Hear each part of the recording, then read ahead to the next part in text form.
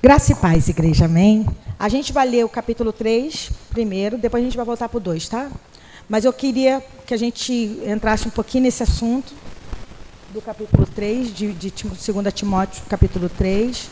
A gente vai ler aqui até o versículo 5, depois a gente vai ler o 16 e o 17, depois a gente vai para 2:15. Vamos lá?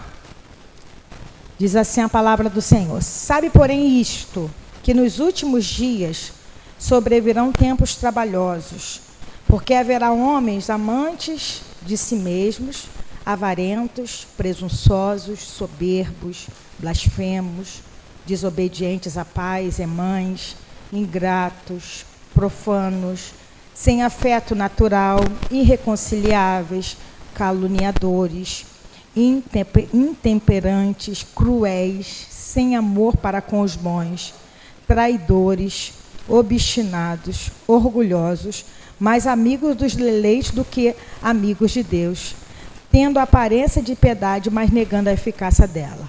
Destes, afasta-te. Agora o versículo 14 até o 17 desse mesmo texto.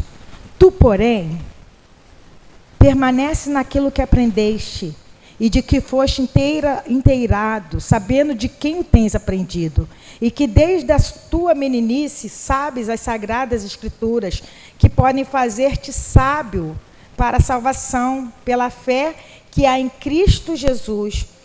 Toda a Escritura, 16, toda a Escritura é divinamente inspirada e proveitosa para ensinar, para repreender, para corrigir, para instruir em justiça, para que o homem de Deus seja perfeito e perfeitamente instruído para toda boa obra. Depois a gente vai para 2:15.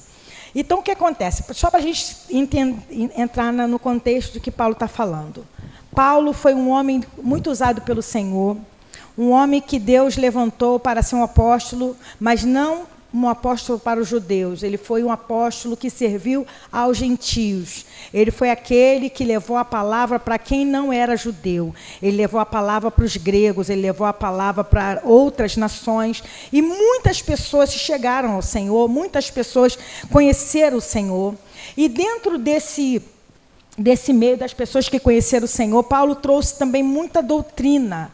Graças a Deus e graças ao apóstolo Paulo, a igreja hoje tem doutrina da palavra. O que é doutrina? É roupa grande, pequena, cabelo corta, cabelo não corta? Não. Doutrina é a palavra, é o fundamento, é aquilo que o Senhor deixou para que a gente seja guiado. Então, a palavra que Paulo está trazendo é para um jovem pastor, um menino ainda que estava sendo chamado, que foi colocada a mão sobre a vida dele, para que ele estivesse desempenhando um chamado de pastor. Então, quando a gente fala de obreiro aprovado, a primeira coisa que as pessoas vão querer se esquivar, fala assim, então, essa palavra não é para mim, porque é de um obreiro é pastor, Timóteo era pastor, então se era para o pastor, então essa palavra não é para mim. Mas aí que está o negócio, essa palavra não é só para um pastor, essa palavra não é só para uma diaconisa, para uma tesoureira, para uma pessoa que ajuda na casa. Essa palavra é para todos aqueles que foram chamados pelo Senhor para ser um sacerdote da casa de Deus. Porque antes, a Bíblia fala lá em Pedro, antes nós éramos trevas, mas agora nós fomos feitos o quê? Sacerdócio real, nação santa, povo de propriedade exclusiva de Deus. O Senhor dispensou o seu Espírito sobre cada um de nós, para quê? Para a gente ficar falando aí igual um doido que é de Jesus e não viver Jesus, para a gente ficar botando, tatuar no corpo, eu sou de Jesus. Não, é muito mais do que isso. O Senhor nos chamou para sermos luz.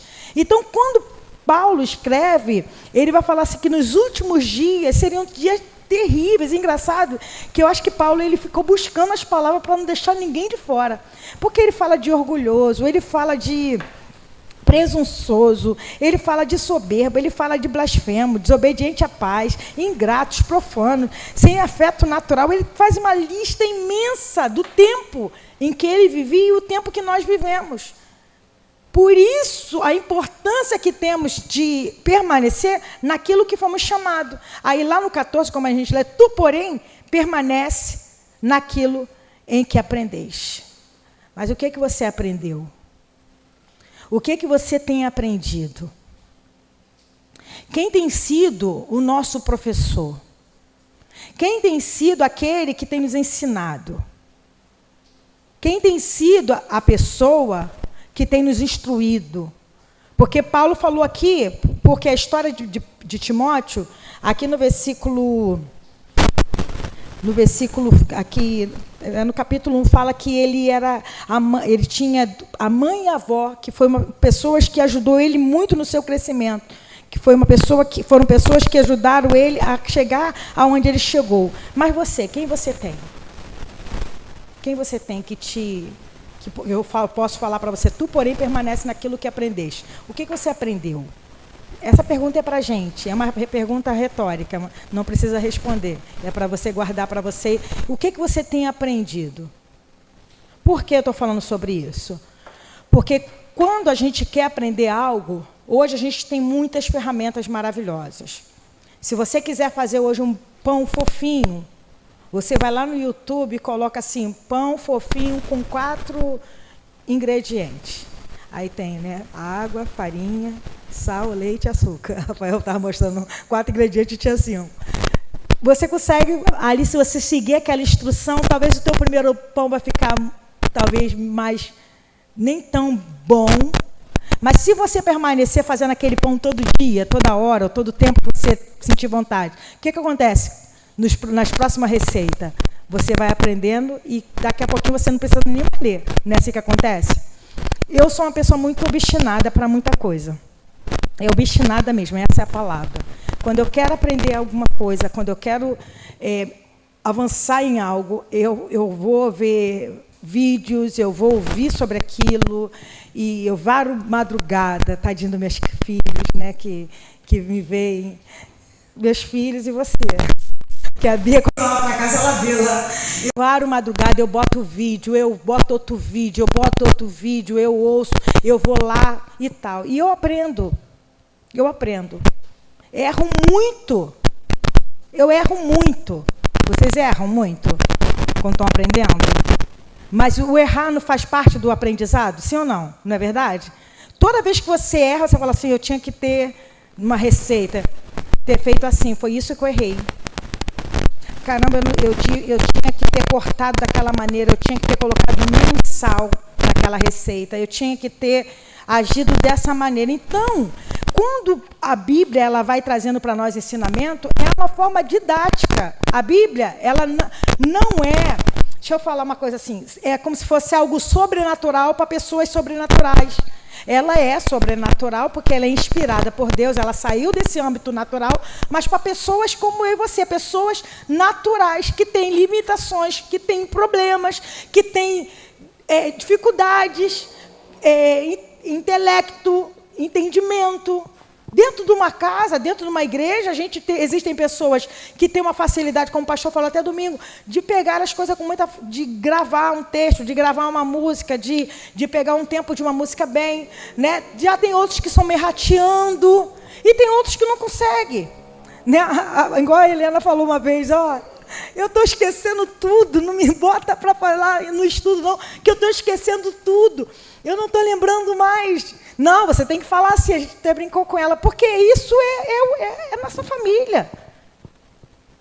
É nossa família. É assim que Deus chamou cada um de nós, dentro dessas limitações. Mas o que ele fala para Timóteo?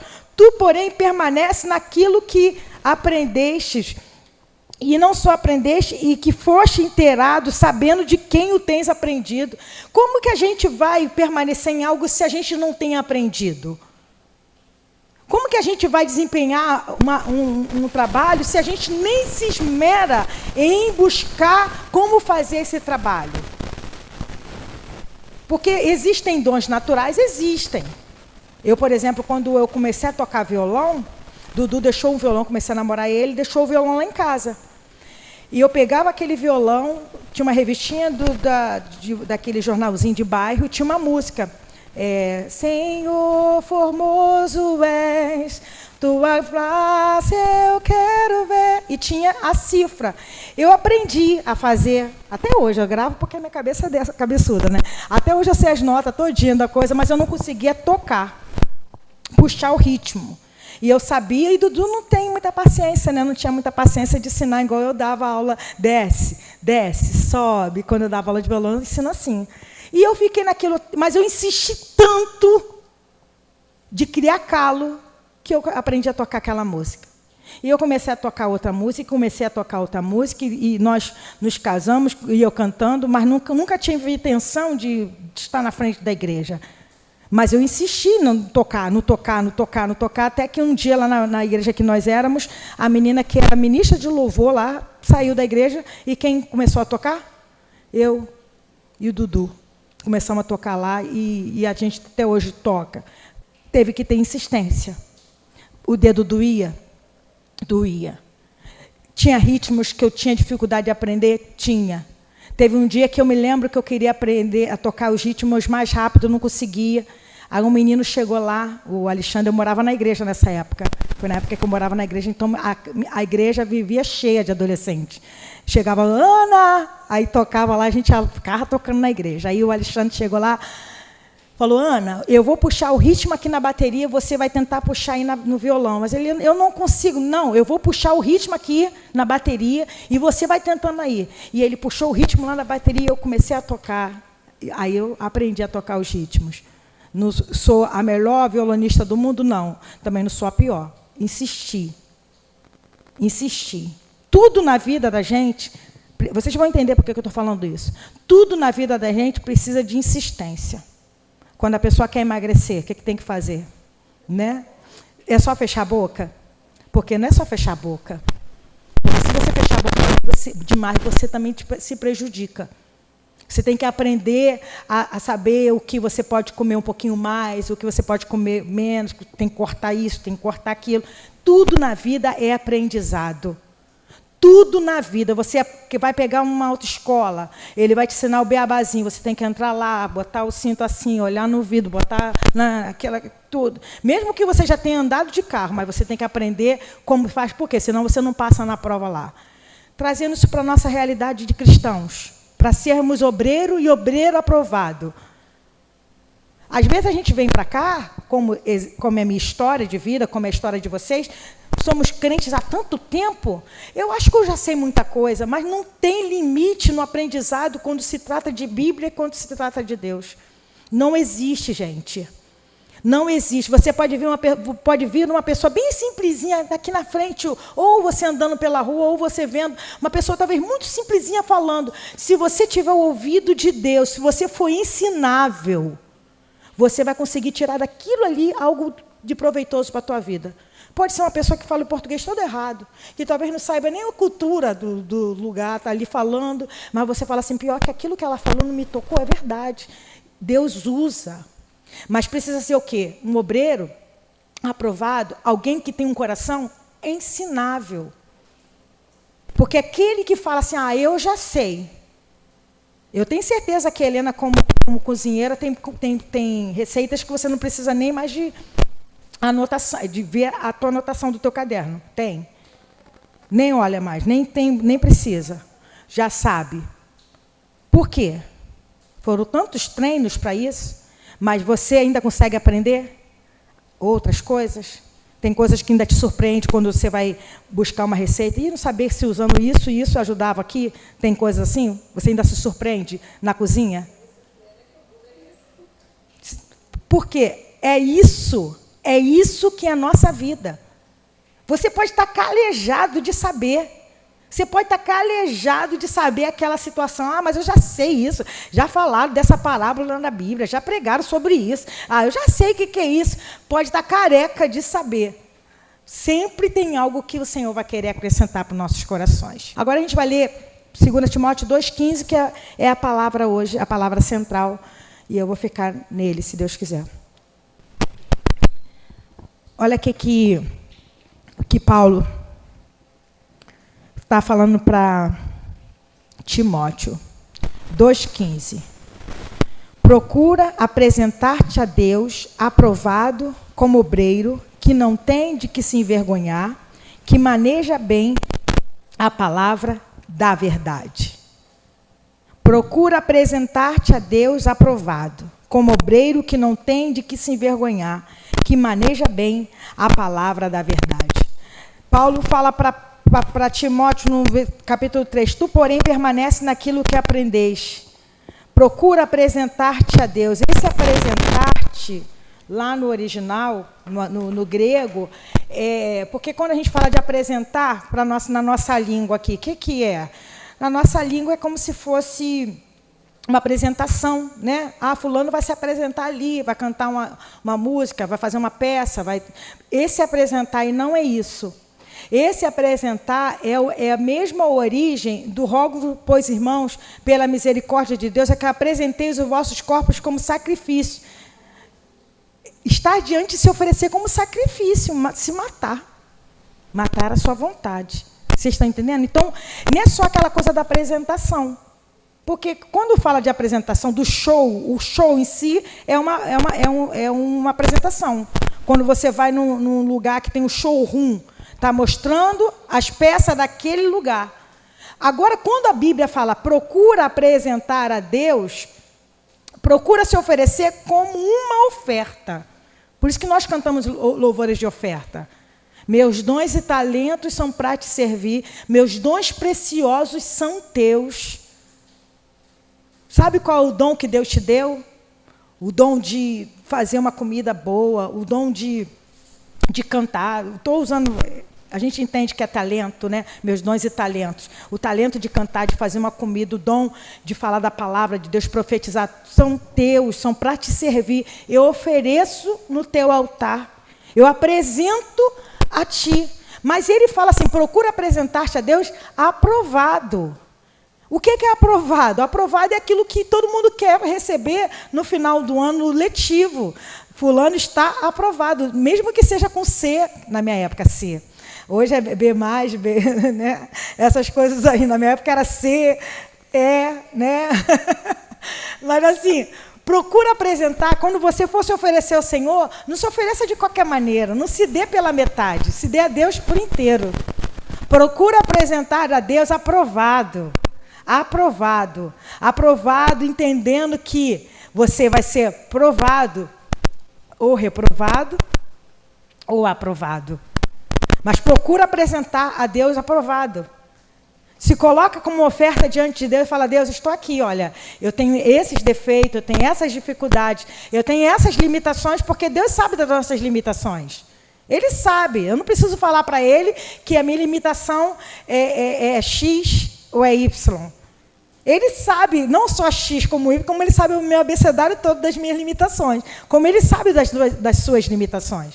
Mas quando ele chama para Timóteo, fala, Timóteo, você precisa apresentar a Deus como uma oferta aprovado, já diante dele. Aí ele fala assim, como obreiro que não tem do que se envergonhar. Gente, isso aí, essa parte do se envergonhar, parece que alguns cristãos perderam.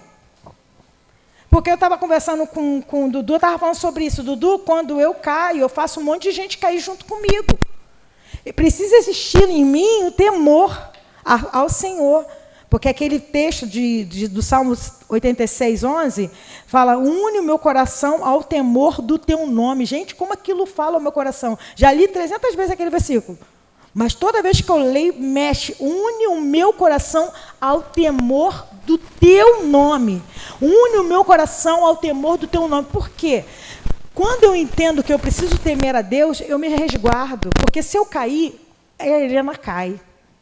A Margarete cai. Não estou entendendo, não estou falando que vocês me seguem, mas vocês vão ficar decepcionadas comigo. A Bia, que me tem como referência, cai. Então, eu preciso permanecer como obreira de que não tem que se vergonhar por causa de Deus e por causa de vocês. E da mesma forma que eu estou falando, é a mesma forma que vocês devem falar. Você permanecendo firme, você faz com que outros fiquem firmes por causa do Senhor e por causa do seu bom testemunho. As pessoas olhem para nós, olham sim. Porque umas coisas que a gente prega, a gente fala isso, fulano saiu da igreja, mas eu já falo para eles que ele não tem que olhar para o homem, tem que olhar para Deus, mas as pessoas olham para a gente, sim. Tem coisas que as pessoas esperam de nós absurdas? Tem. Mas tem coisas que a gente tem que ter como meta diante do Senhor, por causa do nome do Senhor. por causa do temor ao Senhor. Então, procura apresentar-te a Deus, entregar como oferta agradável a Ele, como alguém que não tem do que se envergonhar. Às vezes eu estou em alguns lugares e chega alguém que me conhece, estou no mercado. Caramba, quer ver, me dá vergonha isso. Que alguém que me conhece fala, pastora! Pastora! Cara, que vergonha que eu fico. Não é porque eu sou pastora que eu tenho vergonha. Eu fico assim, meu Deus, eu acho que eu nem tenho aparência de pastora. Né? Eu fico assim, o que os outros vão achar? Hoje eu estou mais calma, mas assim, me dava um nervoso danado, porque a gente tem um nome a zelar que não é o de pastora, não é o de diaconisa, é o nome do Senhor. E a gente precisa proclamar esse nome. E as pessoas falam bem alto, a Bia já viu já. A pessoa gosta de falar bem, pastora, parece que é para você. E eu fico assim, sempre me vigiando para que eu não envergonhe o nome do Senhor. E outra coisa que ele fala, que maneja bem a palavra da verdade. Esse manejar também, lá no grego, é alguém que corta certo. Numa tacada só. Aquela, né, igual quando um lenhador vai... Né? Ou alguém que vai fazer pegar o martelo, né? Se for eu, fica assim, né? Até acertar. Mas a pessoa que tem mais experiência, ela vai, pum, numa martelada só. É bom, Rick, você, numa martelada só, vai. Então, que maneja bem, que sabe mexer com o instrumento. Que sabe mexer com o instrumento. Que sabe manejar, que sabe como montar, que desmonta e monta na maior facilidade. Agora, traz isso para a gente aqui. Um martelo é fácil. Usar uma furadeira, uma batedeira. Margarete gosta de cozinhar também, né? Usar um forno, botar lá 180 graus. Eu pegar lá minhas costuras, fazer uma bolsa, fazer vestido, que agora estou nos vestidinhos também. Talvez seja fácil. Agora, quando a gente traz para a palavra, quando a gente traz para o que Deus espera de cada um de nós, não fica mais pesado? Talvez seja mais fácil fazer um pão, pegar um martelo, uma furadeira, assar algo no forno, fazer um empadão, que a gente gosta tanto. Talvez seja mais fácil tocar um violão, mexer no data show. Mas quando fala maneja bem a palavra da verdade, vai implicar em quê? Vai implicar em algumas coisas que eu preciso ter. A primeira coisa que Paulo falou, a gente leu lá, tu, porém, permanece naquilo que aprendeste. Você não pode ser uma pessoa, nós, não podemos ser a pessoa que fica titubeando, sabe? Levado por qualquer vento de doutrina. Igual aquele bonequinho do posto, né? Que fica assim, né? Para lá e para cá. Permanece naquilo que aprendeu. Outra coisa que ele fala aqui, 2:1. A segunda coisa que ele fala, não está em ordem não, porque... Olha o que diz. Tu, pois, meu filho, fortifica-te na graça que há em Cristo. 3:14. Tu, porém, permanece naquilo que aprendeste. 2:1. Tu, pois, meu filho, fortifica-te na graça que há em Cristo. A graça é de Cristo.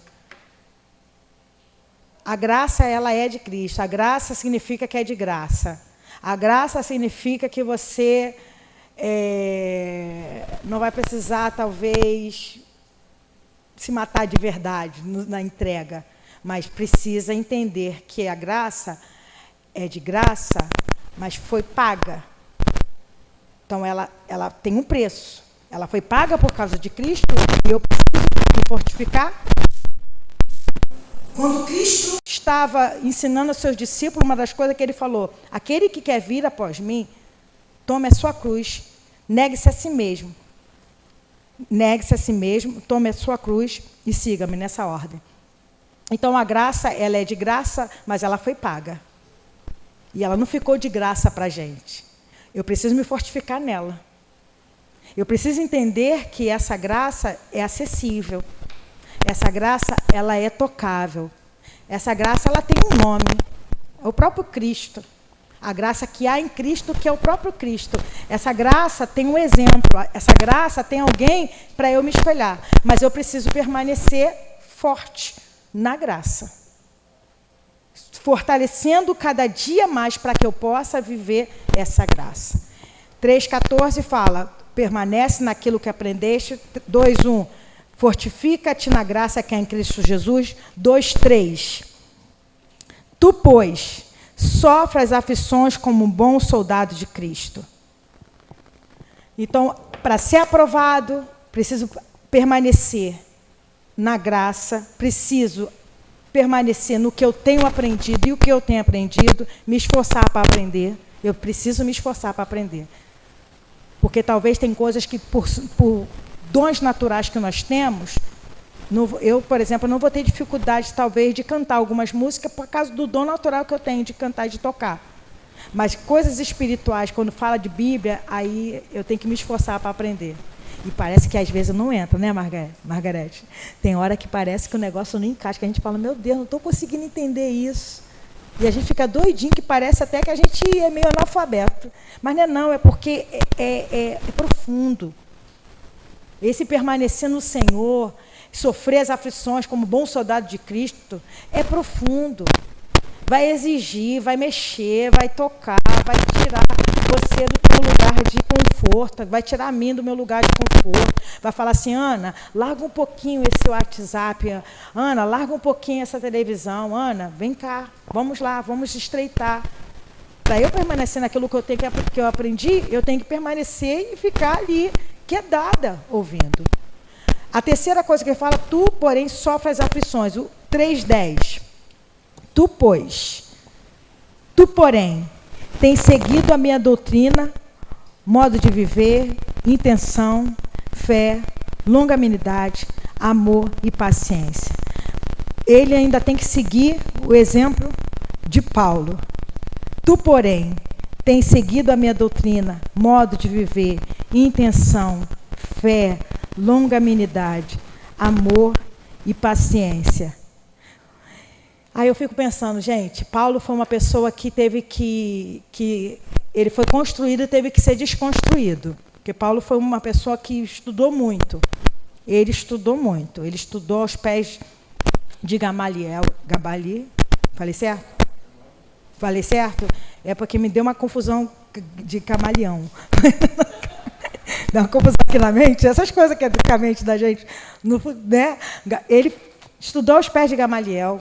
Ele foi uma pessoa que aprendeu tudo que a lei tinha, tudo. Para vocês terem uma ideia, gente, um judeu, para ele fazer aquele, passar dos 12 anos para ser reconhecido como nome, ele tem que saber o Pentateuco todo de cor, com 12 anos.